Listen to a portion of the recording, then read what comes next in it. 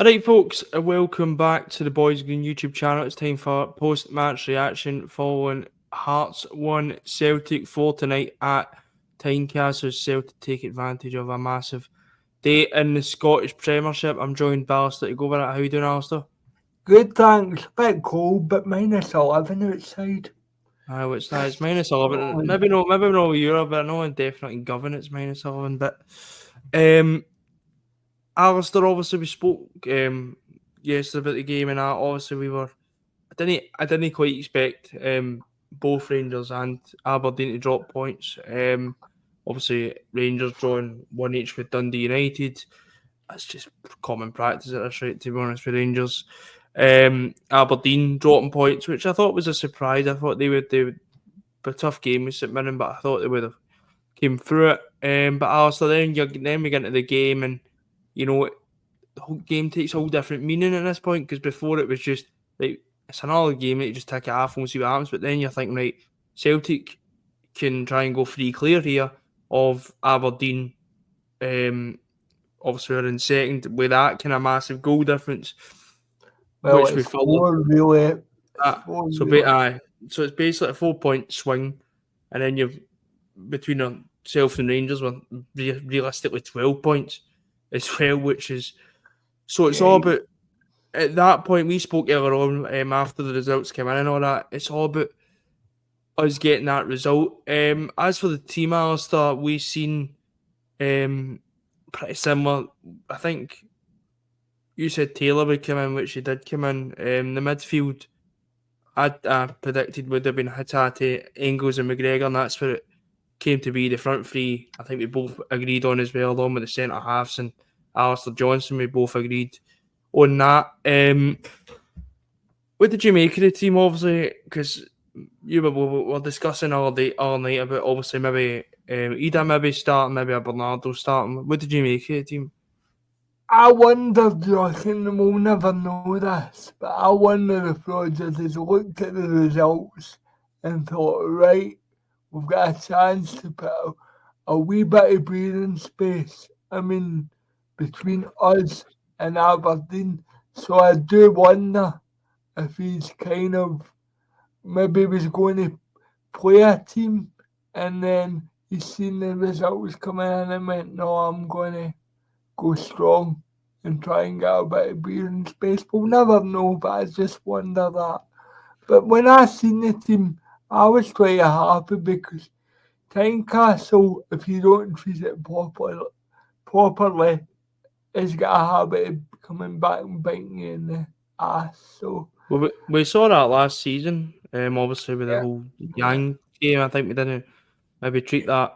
How we could have. So it was all about going and doing a professional job. Alistair, I thought Hart started a better. Certainly in that first 20 minutes, I thought we can. I think Hart's done what we expected to do. I think they came at us, maybe 100 miles an hour at times. I thought they were trying to get. They started kind of with a midfield three. I think Devlin when that he was kind of just like he was trying to snuffle McGregor, and just kind of snuffle the and midfield. actually done no bad in the first half, I thought.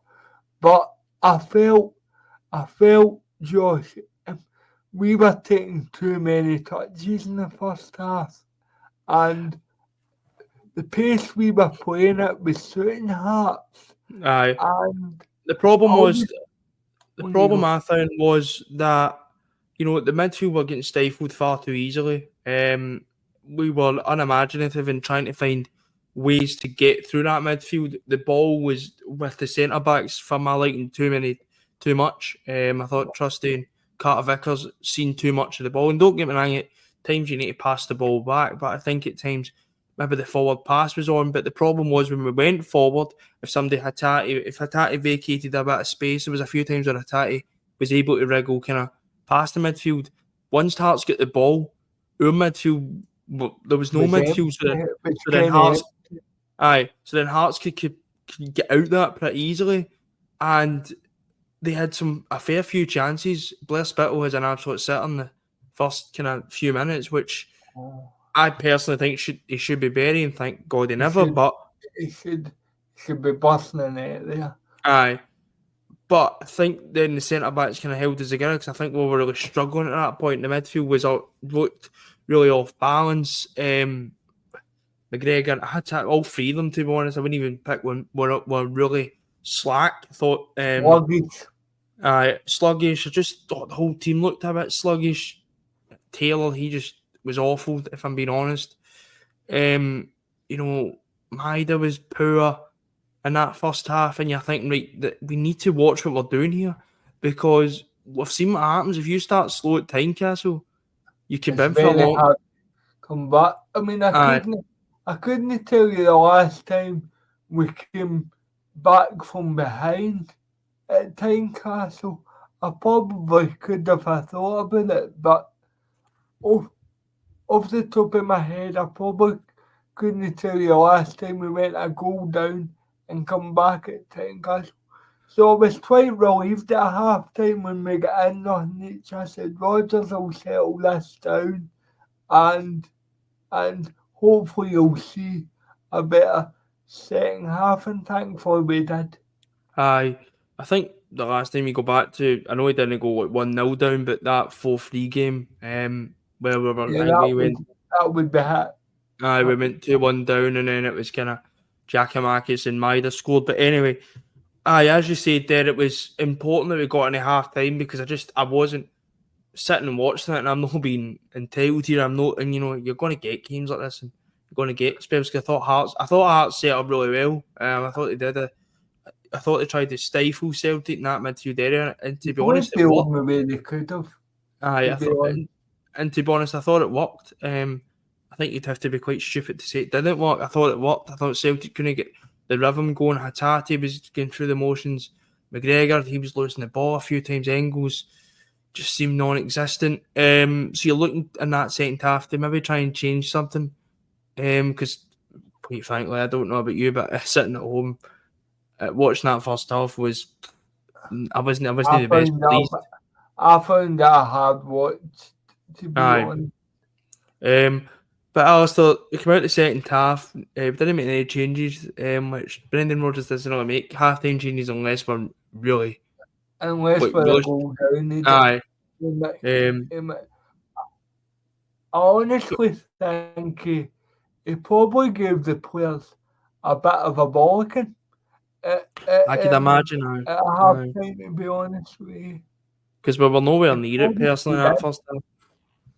We were nowhere near it in that first half, so I could imagine. I'm giving them a bollocking, but the second half we came out, and we looked a lot better, a lot more, fast, a lot more pace, and the first goal comes, just McGregor kind of closing down, the guy boots it. It is a bit of fortune. Kyogo misses the first opportunity, and he gets lucky with the second chance. But he's moving to a game. Craig Gordon palming the ball back out to the wee man. That was quite nice to see. If you don't like Craig Gordon, which I don't. And this is the thing. I think this was important that we got a few goals, because I think Craig Gordon was actually having a decent game. Yeah, he did. The second goal, Alistair, it comes from a Hearts free kick. Kuhn plays it to Maida, and then Kuhn plays it into Maida, and then Maida puts it across to Kuhn. You're thinking, right, he kind of takes it out, but I think his touch kind of gets him back in, because I think the pass is heavy from Maida. I think, right, this has got to be across. No, Nicholas Kuhn, isn't it? He just wallops it in the near post. Well, his season, my God.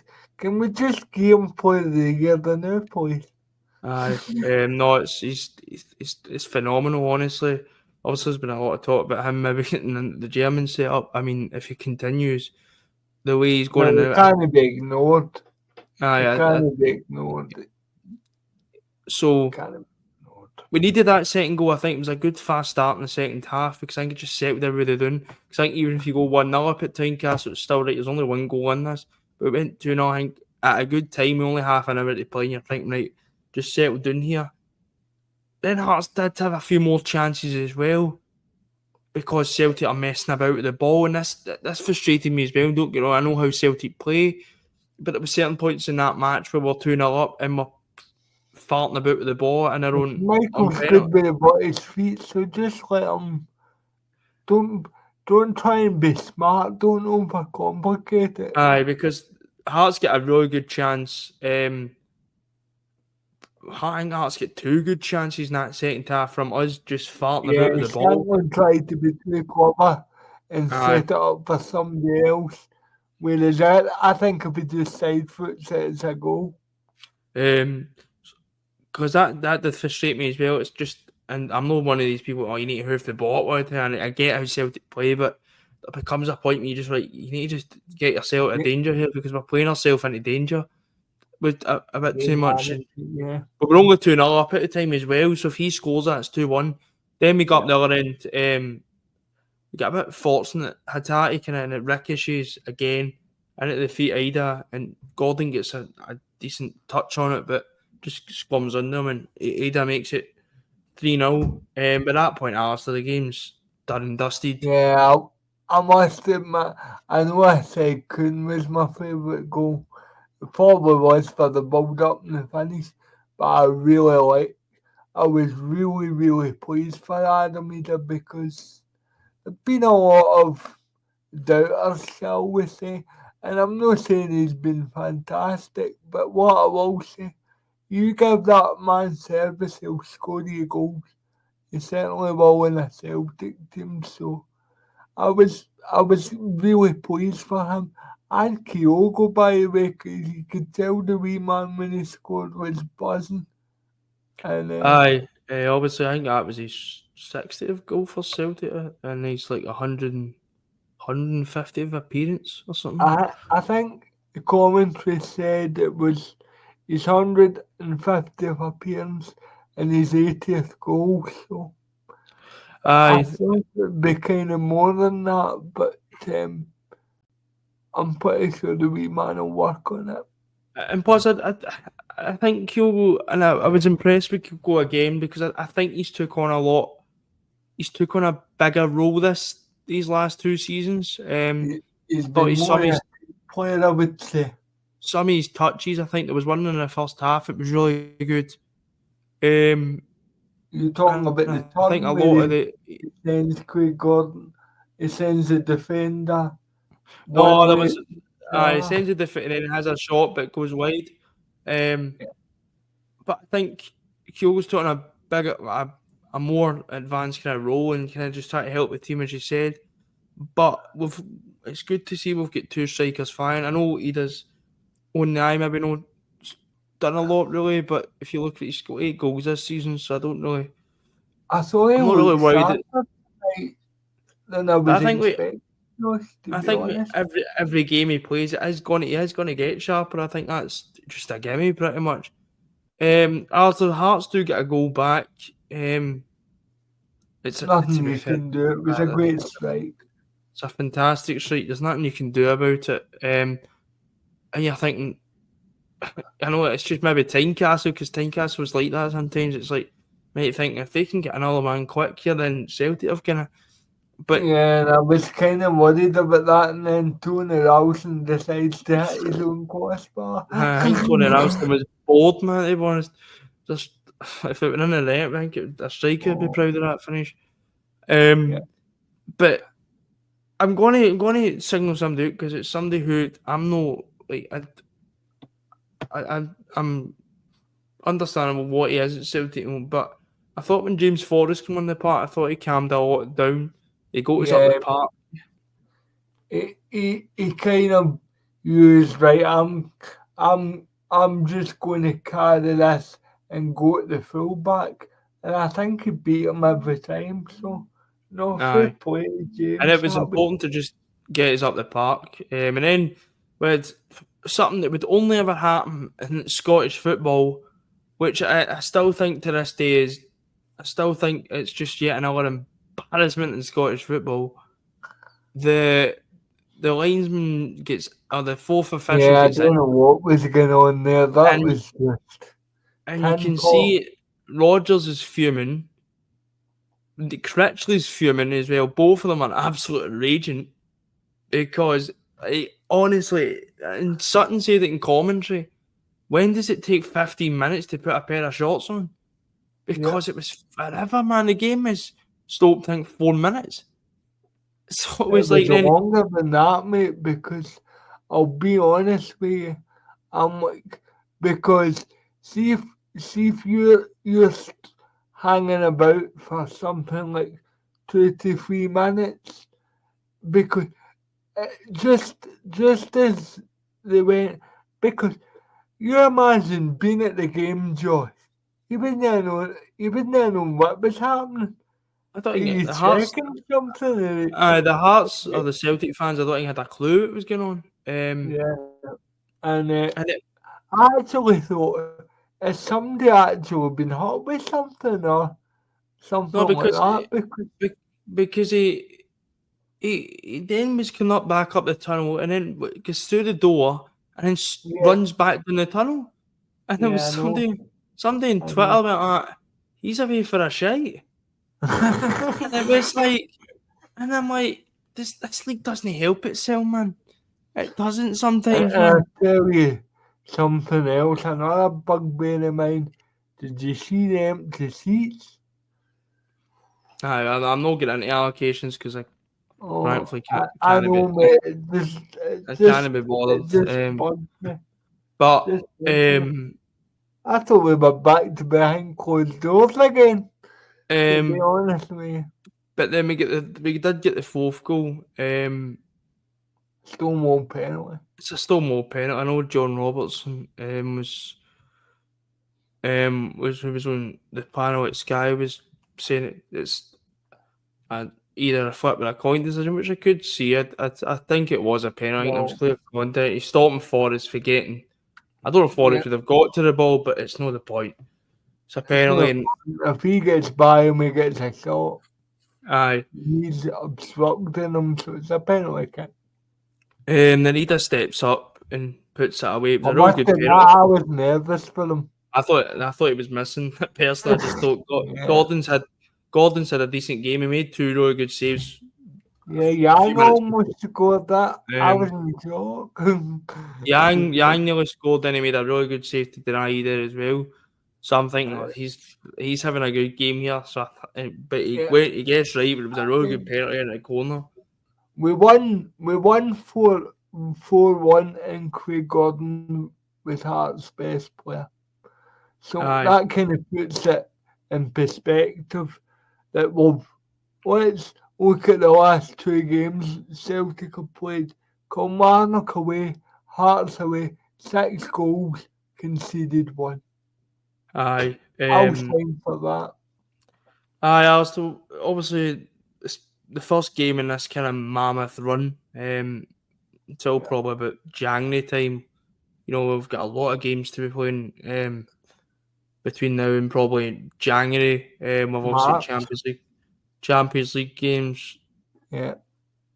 I'm just talking about this chunk of games, obviously, but I always kind of go between the now and January because I think that's why we're then obviously into the January window, whatever. But I think we've obviously this kind of month and a bit. You've got the Champions League against Bruges. It starts on Wednesday night, and then you've got the Cup final in with that as well, which is only a few weeks away. You need to go to Pittodrie next week as well, to probably face an Aberdeen team that will want to try and claw back that gap after losing today. So it kicks off a good run of games where we're going to need to look at the squad, and I think it's good to see that players like Eden have come off the bench, Bernardo come off the bench, made an impact, Forrest has come off the bench and played his part, because we are going to need to call upon these players because you're not going to play the same team for. Let's be honest, Josh, and I don't really want to talk much about Bruges, but let's be honest, you're saying one big effort to beat Bruges and then you can rest players or play other players against Ross County and then look forward to Aberdeen. That's what I've got in my head. The only thing I would say to that is I've made it clear, and I think I'm hoping Rodgers has learned this as well. And I'm not a Celtic manager at the end of the day, but I'm not a big fan of playing a Champions League game and then making 4 or 5 changes to a lineup, because I think at the end of the day it's important that we still. But if you say you're going to have to. Aye, you're going to have to, but I think for me the limit's 3 changes to a team. Yeah. Again, because we saw against Falkirk, when you make 4 or 5 changes, the whole rhythm is just completely broken. So we're going to have to make changes, but I think we need to make changes within reason, if you know what I mean. You need to kind of make changes to your engine room, and games are won in midfield. Aye. And that's the one place we can make changes. I believe. And to end off, who was your man of the match? I'm actually going to go for. It's a hard one tonight. I'm actually going to go for Austin Trusty, believe it or not. Because I believe anything he did, especially in the first half, it's a toss-up between him and Vickers for me. They really held us together when the game was live. I'm going to go Adam Eder, in fact. I just think the guys had a bit of tough. I know Hatate get the match man of the match, but I just think he just had a bit of a tough time, and it was good to see him get the 2 goals. The first ones that finished him, all ones a penalty. So I think he could potentially have had a hat trick. If he was in a better position. No, I don't. I think Hatate and Eder are to blame for that, because their positions were awful, to be honest. I think Ralston actually puts a decent cross in. I just think Hatate and Eder are both kind of not expecting it, I don't think. The same run, I suppose. But I think for me, I'd go with Eder. I think he's. It was good to see him get 2 goals and obviously contribute to the win. But I think. And maybe you could say a guy that was a constant threat, Nicholas Kuhn, but no, I'm pretty happy to go with Eder. But I think, as I said, it's just about taking these games off. It's a good start to this kind of run after the international break, and obviously out the road. Obviously move on to Wednesday for a tough game against Bruges. But that's going to be it for the Hearts post-match reaction. We'll be back later on in the week for build-up to that Champions League game against Club Bruges. Until then, speak to you later, and hail hail. Hail hail.